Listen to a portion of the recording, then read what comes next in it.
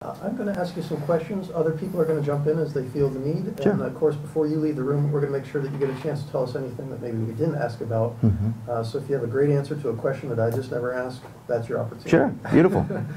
Now, we did meet with a lot of the candidates in the spring. You were not one of them, obviously. So we went over biographical information with a lot of those folks at that time. Because we try to limit each of these interviews to about half an hour, I'm just going to quickly go through it, and if you let me know if I say anything incorrect. Fair enough. You're a Wilkes-Barre native, a graduate of Myers High School, and a bachelor's degree in biology from King's College. Correct. And then Temple University Pharmacy School in 1985. Correct.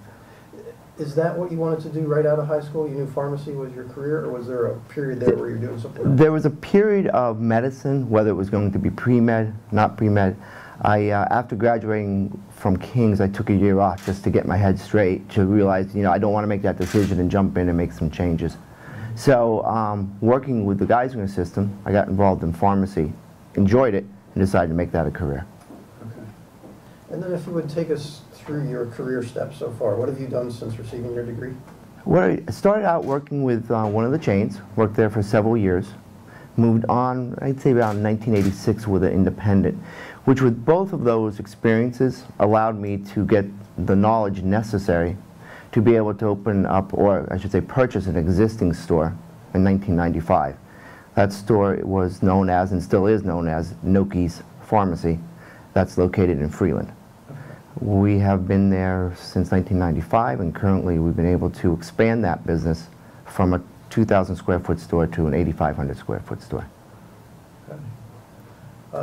Other parts of your educational background, your career, that you think we should know about that would be important to know for this office? I think we gain a lot of knowledge throughout as we go. One of the interesting parts, I think, is being a small business owner.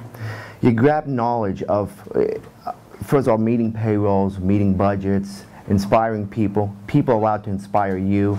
I find one of the things interesting as I walk through the courthouse is I find it so valuable myself to be able to have the folks come to me, the ones I work with, because it is truly a team effort. And without their input, we don't get the results we're expecting. And that's what I see that we need in the county, is to have that dialogue with the folks that are working in the county, because I think they hold a lot of the answers of improving budget issues, improving new ideas. We need to take those valuable individuals and say, this is what we need, we want your input. Okay. Tell us, if you would, your motivation for entering this race. How long did you consider it, and with whom did you talk to? Well, very interesting. Initially, obviously I wasn't in the primary, so I did not consider it. Currently, which might be in the bio, is that I'm one of the leadership of the NEPA Tea Party. And the reason I did that is really the same reason why we chose to do this.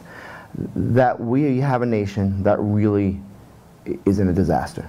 Those pure constitutional values and principles that we've lost throughout the centuries really need to be brought back into our society. So when a woman by the name of Betsy Summers, who chose to get out of the race to run against the mayor of Wilkes-Barre, opened up a spot. Because of my influence, not influence, but with my knowledge of having people coming to the Tea Party meetings with similar principles, constitutionalism, conservatism, they approached me and asked me to step into her place. So for the same reasons why we chose to lead up the NEPA Tea Party is the same reasons why I'm getting in. It's to be able to bring those values and principles back to the county. So they approached you. How long did you consider it, and who did you talk to about, this is something I'm thinking, should I? Well, several things. First of all, being a husband and a wife, and you always discuss that with your spouse. She is pretty much on the same page that I am as far as where we need to go with our nation. We talked about it for maybe an hour. Here's what's going to take, here's the commitments, here's the time. And she was on board, still is on board. I have two wonderful children who, and that's really, if you have children, is a real inspirational movement for me, because as I, being 52 years old, I see our freedoms being diluted. And why is that? I even look as a small business owner, with the regulations that we have, has really, really taken quite a burden on small business. Because the regulations have made us so inefficient, profits go down, the ability to grow goes down, the ability to hire people goes down. So these are all, I sort of got on a tangent there, but these are things that drive me to be able to come to the county, make that difference, bring those values to the county in hopes that we can be an example for the rest of the nation. That look, we're in tremendous strides right now. We have a very corrupt nation, a county, but we can be that beacon of hope to make those changes and be an example for the rest of the nation. Would you clarify for me, when your name appears on the ballot, you're going to appear as an independent, as a Republican, or how is that going to How it works is, I'm still a registered Republican. You're registered? Yes. Okay. Now, a gentleman by the name of Lou Jasikoff, who had approached me to take this on, one of the things was, and I'm very clear, and again, straight shooter, I said, look at Lou, I'm very interested in doing this after speaking with my wife. I am a registered Republican simply because of the established social issues. I'm a huge pro-life. Both of my children are adopted. So knowing that, and I believe that the GOP does stand pretty strong in the pro-life movement. As far as independents, like libertarians, great constitutional values, I'm not quite sure where they stand socially. So in my heart, I had to remain a Republican candidate. But I'm running as an independent because that position was processed as an independent. Now, I'm wondering what you've done since that time to familiarize yourself with county government's operations, the home rule charter, those types of things. What are you doing to prepare for the job? Well, yeah, what we're doing is, first of all, reading, and it gets pretty complex. But as I look at some of the issues that are coming up and trying to educate where we are with the home rule, and certainly there are some things with the home rule that stand out to be positive things, negative things. One of the things that I found is that I don't want to see the risk is that the 11 folks who our folks decide to vote in, I'm a little concerned with the way it's written in the sense that it seems to take some of the teeth out of our influence. Okay, now that can be a good thing because we don't want anybody coming through like we have in our government today, just sort of snowballing people right over for their agendas. But on the other hand, I think it's important that we don't pick a county manager and let he or she just take over, because we need to be that influence. And one of my, at least my aspirations, is to be able to go into the county folks, because a lot of people, it's instinct to go and blame employees for the problems. I don't believe that's the problem. I believe it's the leadership. So I want to be able to go in just like I do in a small business, say, guys, give me your ideas, share them with me. Be able to take those folks. And as I walk through the courthouse on a couple of occasions, I'm all honorable, by the way, it seems like there's an apathy there that is just deafening to me. And I'm beginning to think it's the fear of, if I speak up, I jeopardize my job or my position. And if I sit back, I'm depressed because I have no control. Because I believe that when folks have no control of their lives, that's where frustration and depression end up. And that's what I see. That's my gut feeling of what's going on in that courthouse. So if we get the proper leadership in there to encourage these folks to step up, not in fear, but in the real wanting to become engaged in solutions to the problems. Have you attended meetings of the Home Rule Transition Committee or any of its subcommittees? Well, I did not attend meetings in person, but I did watch some of them. I believe WVIA had them processed at some times. And there was some good engagement there. Here, and the question hasn't come up, but I'm going to answer it, because folks have asked me, did you vote for the Home Rule Charter? And the answer is no, I didn't vote for the Home Rule Charter. The reason for that, and being cynical like a lot of us were, my first instinct was, I can't keep my eye on 3, how am I going to keep my eye on 11? Which brings me back to why I decided, one of the reasons why I decided to get engaged in this is that, I need to be able to have that influence as far as my expertise in running business, which I think would help with the county, and to be able to keep those principals engaged and question those that seem to be diverting from those.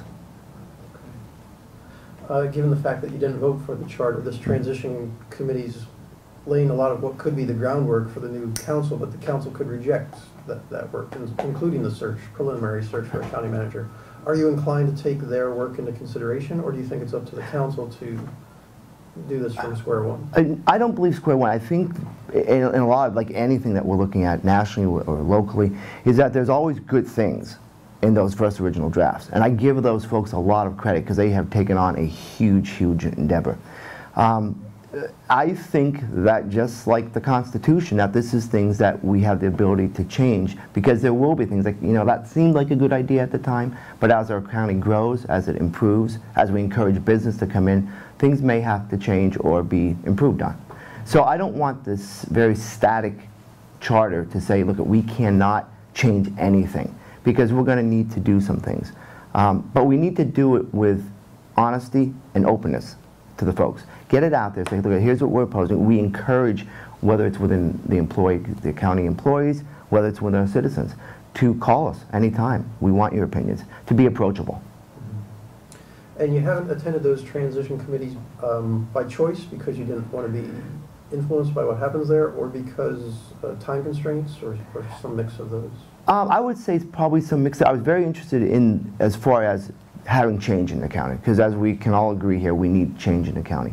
And the purpose was being able to do that. A lot of it was, not a lot of it, some of it was time constraints. So that's when I got home, I thought I need to at least view myself. And this was prior to any indication of running for this position. But as maybe it's the aging process, but we become more engaged in what's going on in our lives, more engaged in what the government is doing, again, at all levels. And so we have to become informed, because if we're not informed, we can't be influential. You know, and we need, one of the interesting things is taking on with the Tea Party, again, this is just my position, but I believe we need to educate and then motivate. And I believe that educational process is motivating in itself, and that gets people engaged. And when they become engaged, and we get their opinions, and we get viewpoints from all walks of life, not just a select few. As you consider the charter and what, now that it's been voted in, what is there things you'd like to change about that going forward in the future? In the future, there's nothing specific. What I think we need to do, and one of the things that I think holds up my reason to the change, is what we do. Now, one of the things is who's going to pick up this county manager? Who's going to be responsible for that? Is it the charter, that's the folks that are already in charge, or the new ones? I believe the folks that are being elected in November should be the ones saying who is going to be the manager. Simply because this position is not voted on. This position is picked by those. So at least to give the people a sense that they have some control, is that the folks that we voted in to be part of the council at least are our voice to pick the manager. Do you have a sense from what you've read about the transition committee meetings and the other candidates that you've spoken with, I'm sure, during these campaign events, do you have a sense whether that group is on pace with its many responsibilities, so there is a smooth transition, or do you have concerns about what's going to happen in January? I do have some concerns, and I think we all have to have some concerns, because this is a new undertaking. This is something that's going to be, you know, it's as you jump into this and you look at, we're going to meet every Wednesday, twice a month, not every Wednesday, every other Wednesday. It's going to require much more than that, at least for the first year, because we are laying a roadwork for future folks to come in and be able to adapt to that, be able to change it.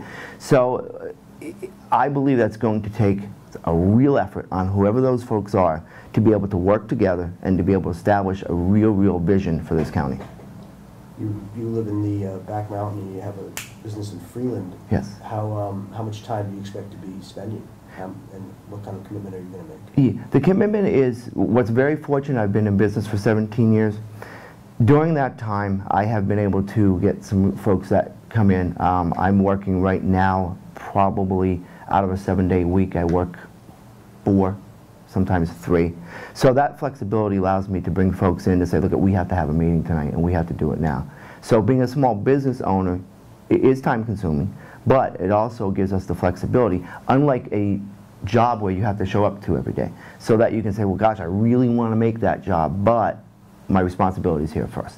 So being that small business owner, and thank God successfully so, that we have that flexibility to make those. If elected, you're serving on the council, do you feel it's appropriate that you have a presence in the courthouse every day or every week, or do you want to find another way so that the workers and the public can get a hold of you so they are accessible? Right. I think that's my personal goals is to be able to at least get into that courthouse once or twice a week, to get in to engage. What I find and again, in our business, that when folks come into our store, and this is what I found didn't happen in the courthouse, they're met with a smile. They're met with, can I help you? that doesn't come into court. It's very depressing in a sense that they come in and everybody's just staring at what do I need to do. Because that leadership isn't there to say, here's what we expect. If we don't have expectations for all of us, then, or at least a goal-driven expectation, then we're not going to get too good of results. So those are the things that I think we need to do. Second of all, like many of the candidates, here's my cell phone. Give me a call. You know, so we want to be accessible to everyone. One of the things that my life travels have done is have brought a familiarity with not just Wilkes-Barre, not just the back mountain, but a good part of the county. And as being born and raised in Wilkes-Barre, I'm familiar with a lot of the things that have gone and are currently going on in Wilkes-Barre. Living in the back mountain, owning a farm, one of the very interesting things I found is, and it was really, my heart went out to a lot of the older folks who had farms for generations. And when these tax hikes came through, they had a great risk of losing that. I mean, you went from, in myself personally, my taxes tripled. Now I'm still working, so I was able to take that on. But what about this 80-year-old woman who's had this 100-acre farm and their taxes go from $700 a month to $20,000 a month? We don't take any of that into consideration. So, you know, we have the experience as being a resident of Wilkes-Barre, resident of Back Mountain, but not just Back Mountain, but also the farming industry. And my store takes me into the Hazleton area. So I get communication from all those types of different areas. I don't know if that's unique to me, but I find that's going to be helpful in proceeding with the council. If elected, you're serving on the council, would you vote to approve the hiring of a relative to a county authority, board, or commission? No, I really believe that we have to gain trust again. You know, we brought up some of the issues, it might be a question coming on, is do we put the names of those that are seeking to be the manager? Even though being a business owner, I see where not doing that, because it might discourage some folks from applying, that we also need to gain that trust. And we need to let the people take a look at who is, even if we can narrow it down to at least the top 3. So the folks can take a look at saying, here's what we have. So we can do a couple things. 1, they don't know anybody. 2, the qualifications are sound. And 3, what's really important to me is we go back to those principles. Somebody who is not self-serving. I had made a statement last night that when a public official takes on the role, we expect them to serve and to protect. Again, it's backwards. They expect to be served, and we need to be protected against them. And that's what we see in this county. And that's what I want to make sure that this manager has those principles, that they're there to serve. Servant leadership is huge, and that's what we need to see today. Not to be disrespectful, and a question that I would not have asked 4 years ago, but have you ever been convicted of a crime? I have not. Do you have an area of expertise that you would bring to council, a skill set in particular, be it numbers and budgeting, or a legal background, or experience in negotiation, contract negotiation? Yeah, and you know, and we go right back to that small business experience. Just to give the folks an idea, we had, again, taken that over in 1995. During that whole process over the last 17 years, you're negotiating contracts with insurance companies, you're negotiating contracts with wholesalers to get, you know, your best buy, to get your best reimbursement. You're also dealing with the ability to manage people, and any small business owner will tell you that's probably one of the biggest challenges, is the ability to manage people, and to be able to inspire people. And also along with that is the ability to make budgets and payroll.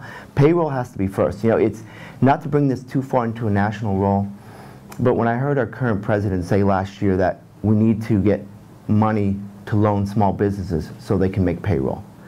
And my response to that is, if I'm borrowing money to make payroll, game's over. You know, so this is one of the things that I see where the county constantly wants to borrow money. Any government wants to borrow money. Rather than being responsible and saying we need to live within our means, and we need to be creative to do that. Because that creativity is really what's going to drive us to be able to have a county that's going to be successful and inspiring to others.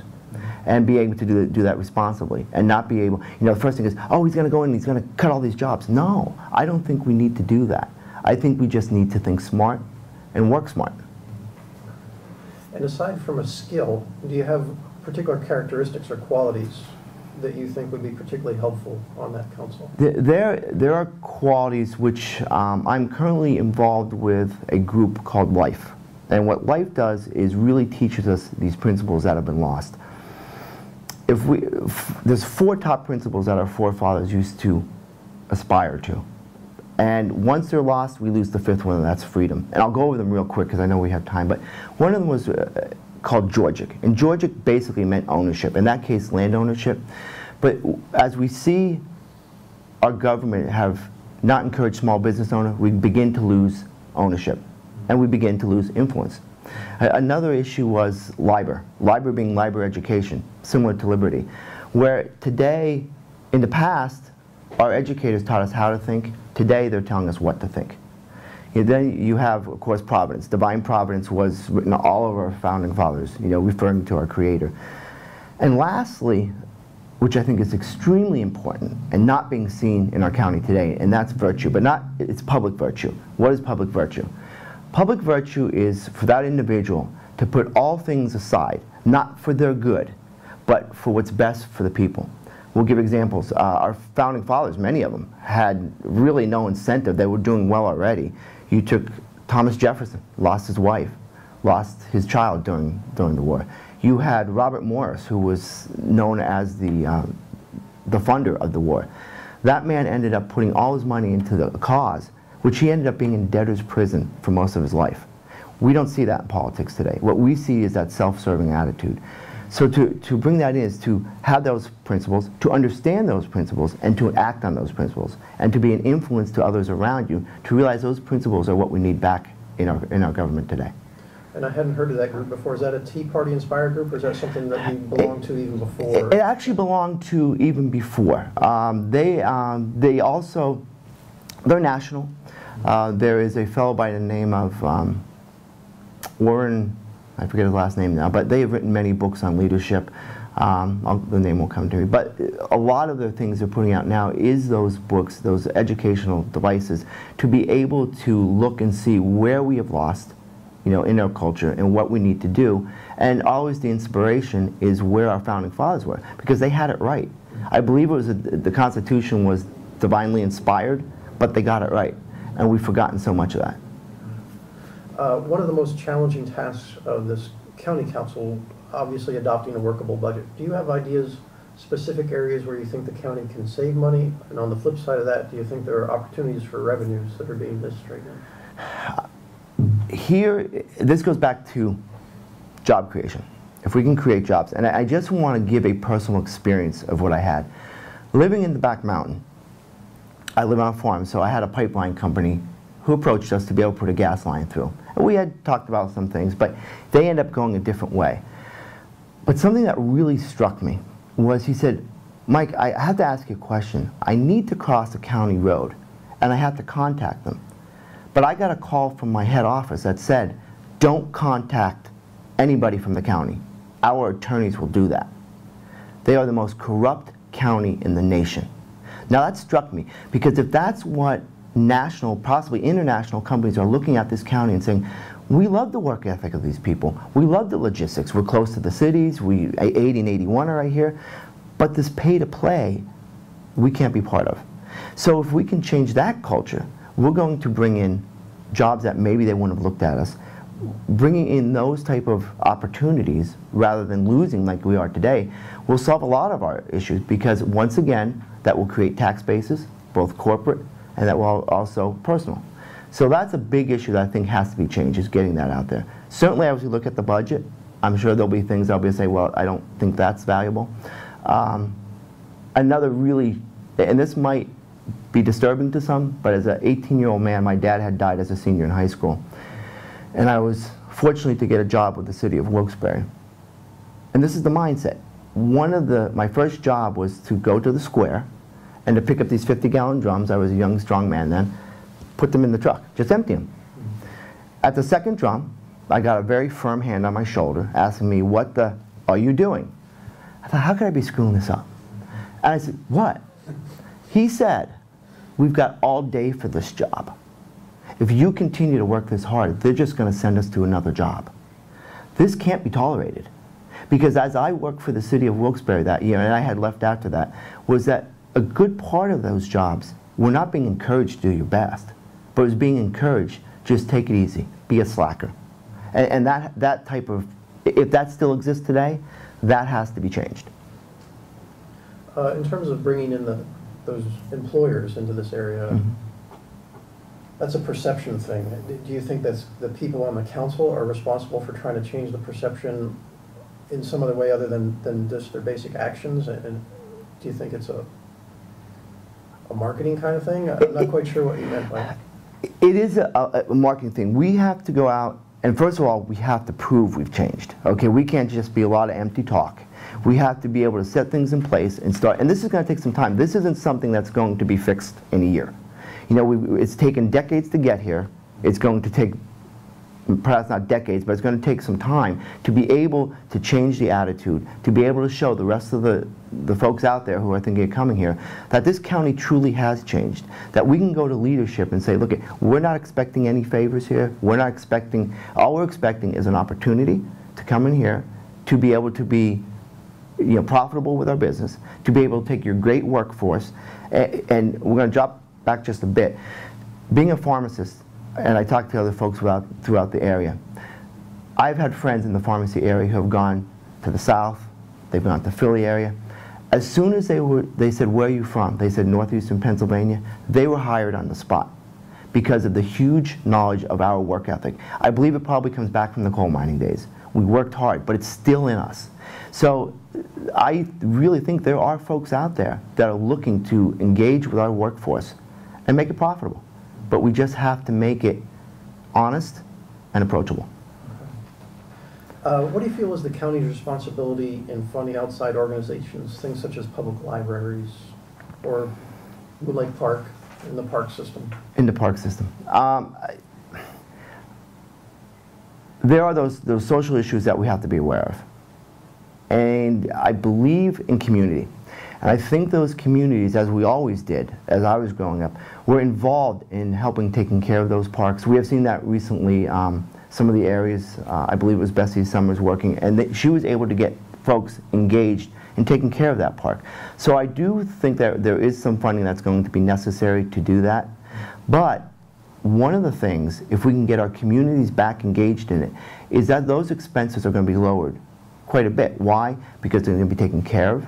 Vandalism will be lowered. If you look at some of our parks today, honestly, I won't allow my kid to play in it because they're dirty. Some of the things aren't safe. There's graffiti. So when you get community involved, they take pride in that. And they'll take care of that, just like we used to when we were children. You know, born in Wilkes-Barre, there was Minor Park. The pool was always in great shape. You had parents and leadership that said, we expect something from, which is a great learning tool for our children too, is that we expect certain behavior. And to be able to get the communities involved in that type of behavior, I think will take some of the burden off the county for constant repairs. But we also have to be cognitive that we need to be engaged in some of those things so that our children do have a place to go. And your answer, does that apply to the libraries as well? Some funding necessary, but also more public? Yes, okay. Yes, yeah. If you look around, there's plenty of opportunity to do fundraising, you know, and I also look as we engage this county into those, and I keep going back to principles, and I apologize for that, but this is huge, that as we do that and we get business back in, there will be plenty of revenue for all those things. Matter of fact, just as a small business owner, we're donating to things all the time because we want to be part of that community. And I think business wants to be part of that community because if anything, even if it's self-fulfilling, it gets their name out there. You alluded to reassessment earlier. Is that something that you think the county should require every certain number of years? Is it something that you think was handled appropriately the last time around? I don't think it was handled. You know, it's easy for me to be that Monday night quarterback. I don't think it was handled, I believe, properly. I think there was some of the folks who were doing that assessment really didn't know the area. Now I have several properties. I have my home. I own an income property in Freeland, and I own my business in Freeland. And when I looked at some of the ways, and not just me personally, but folks were coming to me who were getting their homes assessed, at $100,000 and market value might have been 75. And I think where the disconnect there was there were people that were just basically taking that square footage, punching in a number, and that was the value. And we all know that a home in Freeland is probably not going to hold the value as someone in Mountaintop, in the back mountain. So there was that true disconnect where they really didn't know the value of the home. So I believe there should have been more insight of what each area held. And my brother is a real estate broker, so I have some knowledge on that, of how you look at appraising a home value. And we go right back to location, location, location. I think some of that was missed. We also have, myself personally, on the farm, the acreage was valued at someone, for example, if anybody's familiar here with Goodley Farms, it's absolutely gorgeous community. All the amenities, all the plowing. My acreage was valued at the same as the acreage in this huge, beautiful development. No. See, again, it was that disconnect. Acreage was acreage was acreage. That's all that mattered to the people who were making those assessments. So I think I don't believe we should wait decades again, because then you have a huge burden to folks who have to take that on. So I believe we probably should consider this every 5 years. On another topic, there's always a certain level of media interest in county operations that's going to be amplified, we expect, starting next year with the new council. Sure. And we're wondering, what do you think is the appropriate way for council to communicate with news outlets, not just the Times Leader, but all the news outlets in the area? Designate a council spokesperson to deliver its message, or should each council member be able to and be contacted to get out their points of view? Right. It could be rather cumbersome, I believe, to ask for all. Obviously, all of us are going to be attainable and reachable. Any good agency has a spokesperson to be able to communicate those things clearly and concisely. They have to have a good working knowledge of what's going on. I believe there's a lot of folks who are running for this council who have those values, who are very capable of communicating that. And communicating is, we want to be able to communicate without the arrogance. Because once again, we need to have folks build trust in government again. So I pose that we should probably have a meeting monthly to discuss what's going on. And then also have folks in all media sources to be able to be engaged in that. Then possibly afterwards be able to have folks on editorial pages to approach all of the county council. But we have to have a clear, concise message, and I believe one or two folks is probably, and the reason I'm saying that is, having the experience in the NEPA Tea Party, we do have that leadership and role. We have 3 to 4 folks who really carry the message of the rest, because it's more you can communicate it better. If you're elected to this council, would you be interested in serving as its chair? And if not, what characteristics would you like to see in the chairperson for the group? Again, we go back to the principles. That chairperson has to be very approachable. Again, as a small business owner, and even before I was a small business owner, I had a customer come up to me. They said, "We wait till you're here." Oh, well, thank you. Then no, you're approachable. And that's not to give me the pat on the back, but that's what people need, because that's what we don't have. You know, I look at the leadership that we've had in the county, and how many folks really felt comfortable to go to those individuals and say, "Here's our issues." I think they're probably pretty much intimidated. So we need that type of individual that people feel very comfortable. Individuals, you know, and even if I were not that chairperson, that they can come to me and we can discuss it with that chairperson. Do I feel my experiences, my life experiences, have prepared me for that? Yes, I do. But we'll let a voice come out, and whether it's amongst the other county, the other county members, to be able to decide, just like a jury would decide. Questions? Curious about your campaign. How much do you expect to spend through the campaign? We're on a budget of $25,000 or less. Okay. We're probably, honestly, about halfway through that budget. When you say we, you're speaking for yourself? Or we are getting money in now from folks who have, it took us, because was just 60 days out, we got to a slow start. So now, being a month in, we've got our website up, so we're getting people who are now very interested in the campaign and are starting to donate now.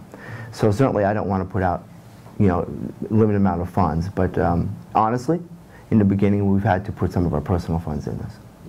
And again, you're saying we, but that 25,000 applies to you as an individual candidate? It does, Okay, yes. thank you. Are you running as a slate with another group or coalition of candidates, or do you feel that it's an individual race? It's individual. We certainly, being on the independent ticket, one of the parts that I was concerned at the beginning, because running on a slate, to me, can be dangerous, because though we might have similar values, we don't agree on everything. Again, and I understand that the pro-life movement isn't something that the county would more than likely ever have to deal with, but it tells you the character of that person. So if in that slate, that individual, another individual might feel uncomfortable answering that question, that could possibly be a reflection on me. So I really insisted on that being more of an independent voice. Okay. And you said 25,000. I have to be honest, that's more than what a lot of people are Yes. spending. Are you planning on some radio or television exposure? Yes. We've actually had, well, there was a local Hazleton that did all of the folks. Okay, but where we're looking at some of the money, we've, of course, putting up the website cost some money. We did a video on that website. That was certainly a costly venture. We have, in multiple newspapers, obviously yours, spending money there, mostly on your website, and really to get the message out. Because I'm a business owner, I wanted to look on the high side, because I would always rather have too much than not enough.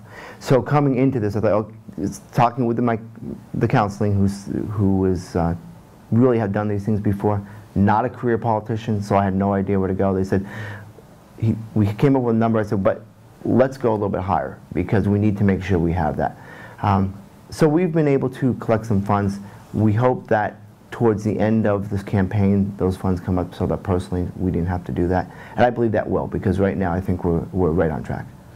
Do you have restrictions on the contributions that you'll accept, a certain dollar amount that you won't go above, or certain individuals that you would not accept from? Again, the dollar value isn't important to me. It's the character that's important to me. And I will. There are, if I see a character, and when I say character, I don't mean that in a negative sense. When I see an individual is probably a better word, that perhaps wanted to donate to us but had shown some examples of not such ethical behavior in the past, I'm not interested. And I have to be honest with everybody here too, running as an independent, the establishment has not been interested in funding this campaign at all. And that's understandable, they have their agendas. Another reason why I chose to go, was more than excited to go with as an independent, because I feel that the establishment in both our parties have really picked our primary candidates for us, as opposed to allowing us to do that, because they put in their influence, and here's the guy, here's the gal. So most of this funding, I believe, is going to be grassroots. Okay, matter of fact, you're getting $50 here. The highest one I've received is $100. And I am so grateful for all those. That they think enough of me that they would be able to put whatever they can, because people are hurting, so you can't expect a whole lot. But I am very grateful to that. And are you satisfied with this endorsement interview, that you've been asked the appropriate questions and had a chance to make your points? I am. It's been very fair, and I appreciate the opportunity. Anything that we didn't ask about that you particularly want to mention, or anything that you want to emphasize? I believe we covered it all. And one of the things that you allowed me to do was to be able to take my experience, my life experience, and say, this is how we can help the county. So I'm very appreciative of that. Thank you for the conversation. We appreciate it. Great. Thank you very much. Thank you.